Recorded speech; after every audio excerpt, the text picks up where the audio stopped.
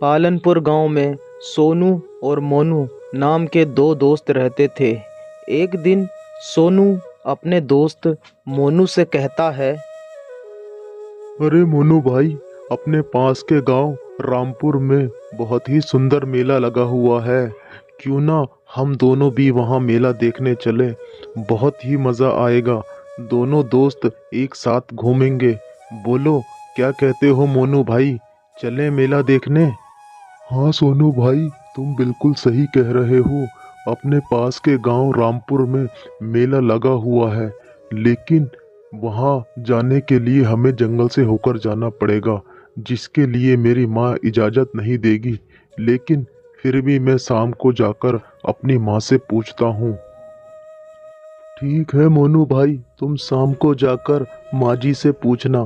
फिर हम दोनों कल सुबह होते ही मेला देखने चलेंगे। मोनू अपने घर जाता है और घर जाकर अपनी माँ से कहता है, सुनो माँ, हमारे पास के गांव रामपुर में बहुत ही सुंदर मेला लगा हुआ है।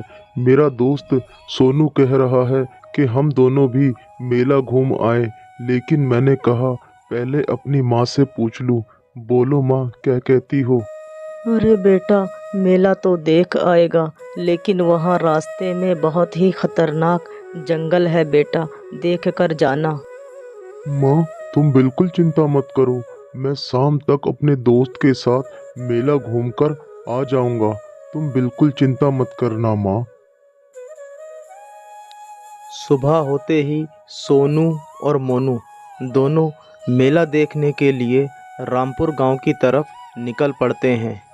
रामपुर गांव को जाने वाला रास्ता बहुत ही खतरनाक और सुनसान रास्ता था। पूरा रास्ता जंगल से भरा हुआ था। दोनों दोस्त जंगल से होते हुए रामपुर गांव की तरफ जा ही रहे थे। कुछ ही देर में सोनू और मोनू जंगल के आधे रास्ते में पहुंच गए थे।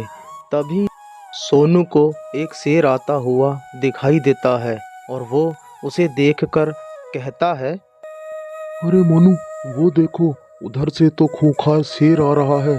जल्दी से मेरे साथ पेड़ पर चढ़ जाओ, वरना वो हमें खा जाएगा। लेकिन सोनू भाई, मुझे तो पेड़ पर चढ़ना ही नहीं आता। अब मैं क्या करूं? वो शेर तो मुझे जिंदा नहीं छोड़ेगा। तुम ही कुछ करो। क्या तुम्हें पेड़ पर चढ़ना नहीं आता?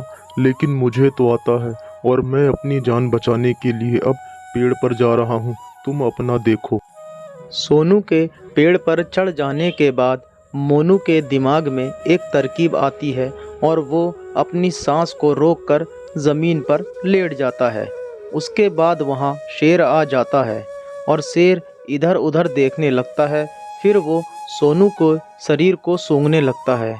शेर सोनू को मरा हुआ सोचकर थोड़ी ही देर में वहाँ से चला जाता है।